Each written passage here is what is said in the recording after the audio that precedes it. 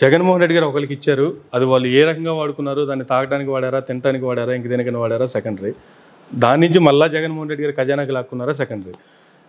ఒకరికి ఇచ్చినప్పుడు శ్రీలంక అయిపోయింది, రాష్ట్రం అప్పుల పాలైపోయింది, రాష్ట్రం నాశనం అయిపోయింది అని కామెంట్ చేసినటువంటి కూటమి ఈరోజు మేము ముగ్గురున్నా ఇస్తాము, నలుగురున్నా ఇస్తాము అంటుంటే ఈరోజు ఏమవుతుంది? ఒకళ్ళకి ఇచ్చినందుకు రాష్ట్రం అప్పుల పాలైందని చెప్పలా.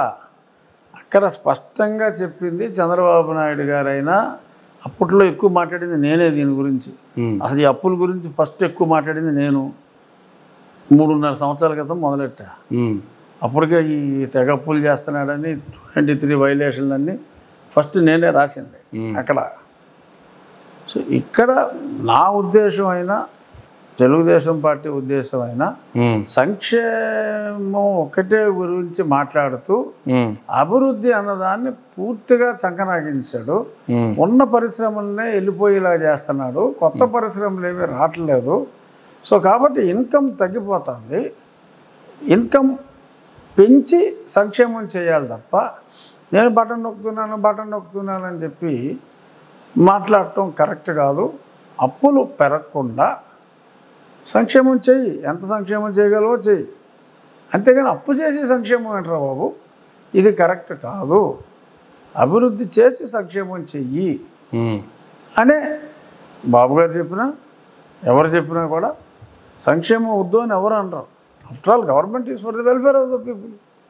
సంక్షేమం చేయొద్దు అని ఎందుకంటారు? అప్పు చేసి చెయ్యకు, అభివృద్ధి చేసి చెయ్యి అనేది. ఇప్పుడు బాబు గారు అభివృద్ధి చేస్తూ సంక్షేమం చేయాలి. ఇవే అప్పులు గతంలో కూడా అయినాయి కదా సార్, అప్పుడు కూడా ఇదే అప్పులు ఉన్నాయి, ఇప్పుడు అవే అప్పులు మళ్ళీ కంటిన్యూ అవుతూ మళ్ళీ అంత అప్పులు అయినాయి, అవి ఇవి కలుపుకుంటే డబుల్ అయినాయి. అవే అప్పులు కాదు అసలు. ఈ 5 ఏళ్ళలో అప్పటికంతా జగన్మోహన్ రెడ్డి వచ్చేటప్పటికి అంతా 2.7 2.8 crores ఉండేది అంతే అప్పు, lakh crores. ఇప్పుడు 11 లక్షలు దాటిపోయింది.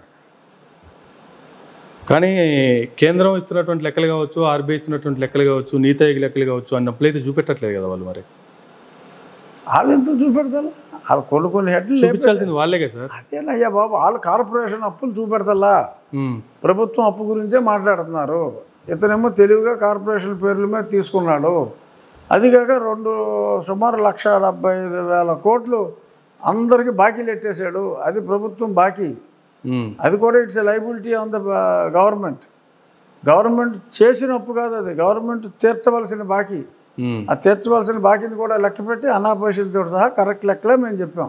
సో ఇప్పుడు ఏ విధంగా కూటమి అధికారంలోకి వస్తే ఈ సంక్షోభం నుంచి రాష్ట్రాన్ని ఏ విధంగా బయటపడేస్తారు, ఏ విధంగా అంటే సంపద సృష్టిస్తామనే మాట ఎప్పుడు చంద్రబాబు గారు చెప్తూ ఉంటారు, ఏ విధంగా సంపద సృష్టిస్తారు అనేది మాత్రం ఎక్కడ చెప్పట్లేదు. ఏ విధంగా అంటే నీకు మ్యాపే చూపెడతారండి, నీకు చేసి చూపిస్తారు.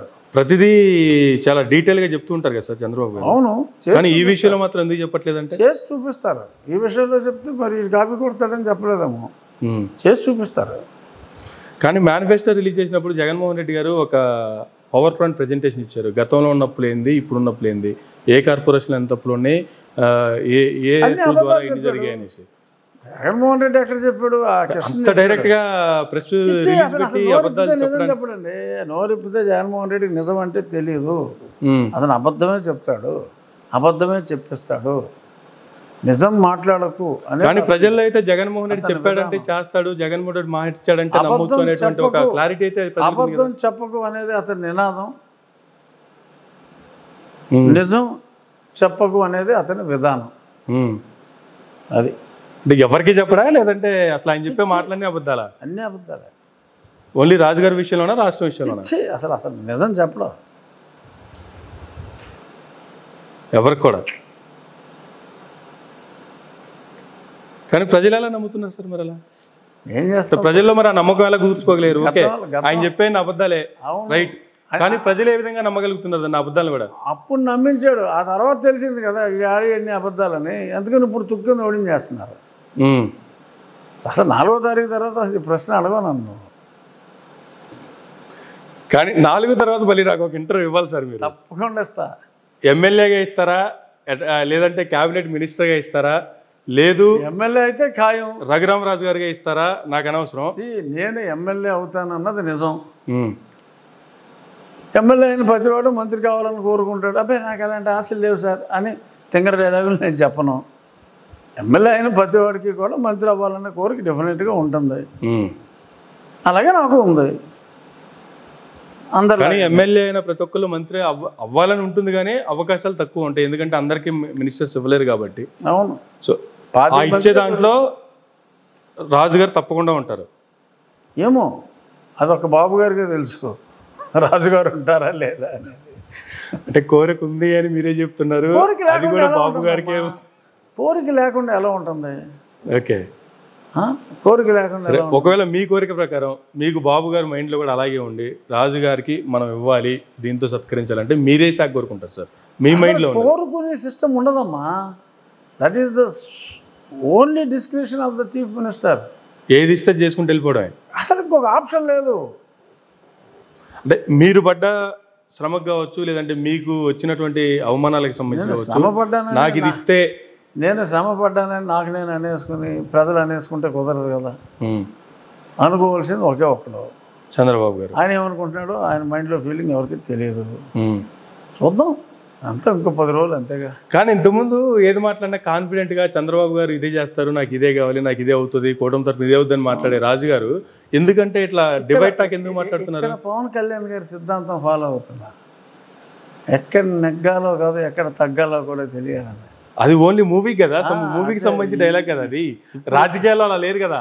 ఎక్కడైనా తాట తీస్తాం, మేము అధికారంలోకి వచ్చిన తర్వాత ఒక్కొక్కరిని డ్రాయర్ మీద నిలబెడతాము, డ్రాయర్లు కూడా లాక్ కొడతామని కామెంట్లు చేస్తున్నారు కదా. ఇక్కడ ఎక్కువ మాట్లాడితే కడుపు అయిపోతుంది, ఇక్కడ ఎక్కువ మాట్లాడకూడదు. కానీ మాట్లాడుతున్నారు కదా పవన్ కళ్యాణ్ గారు, అదే చెప్తున్నాను నేను. కానీ పవన్ కళ్యాణ్ గురించి చెప్తున్నా, నువ్వు అడిగి. ఓకే, మీరు మీ గురించి చెప్తున్నారు కరెక్టే, కానీ పవన్ కళ్యాణ్ గారిని ఆదర్శంగా తీసుకున్నాను అంటున్నారు కదా. అదే ఇక్కడ కానీ ఆదర్శం డైలాగ్ వరకు తీసుకున్నారా? మూవీ డైలాగ్ వరకేనా? ఇక్కడ తగ్గాలి. అది త్రివిక్రమ్ గారు ముత్యాలు లాంటి మాట పవన్ కళ్యాణ్ గారు మాట్లాడాడు కాబట్టి ఎక్కువ పాపులర్ అయింది. ఆ యాక్టర్ని బట్టి డైలాగ్ పండుద్ది. సో అది మంచి డైలాగ్, ఫస్ట్ త్రివిక్రమ్ది మంచి డైలాగ్. అది కూడా ఏ హీరో చెప్తే బాగా దానికి వాల్యూ వస్తుంది అనేది కూడా రాసుకునేటప్పుడు త్రివిక్రమ్ గారు అలాగే ఆలోచిస్తారు. ఎవరు చెప్పాలో వాళ్ళ నోట్లో పడింది ఆ డైలాగు. మంచి మాట, వేమన సూక్తిలాగా ఇది ఒక త్రివిక్రమ్ సూక్తి. అది మీరు ఆదర్శంగా తీసుకున్నారు కరెక్టే, కానీ దాన్ని పవన్ కళ్యాణ్ గారు ఎందుకు ఆదర్శంగా తీసుకున్నారా లేదంటే ఏం చెప్తారు సార్? ఆయన తీసుకున్నారు కాబట్టి ఆయన పొత్తులో ఆయన అభిమానులు 30-40 సీట్లు అనుకున్నా కూడా ఎన్ని కాదు మన ఎన్ని నెగ్గామనేది ఇంపార్టెంట్ అని చెప్పి ఆయన 90% స్ట్రైక్ రేట్ తోటి ఉన్నారు. సో తగ్గారు కాబట్టి అక్కడితో ఆగారంటారా? అంటే రాష్ట్ర సంక్షేమం కోసం తగ్గాల్సి వచ్చింది, సంక్షేమం కోసం తగ్గాలి అని ఆయన నిర్ణయం తీసుకున్నారు. అది for a good cause. Okay.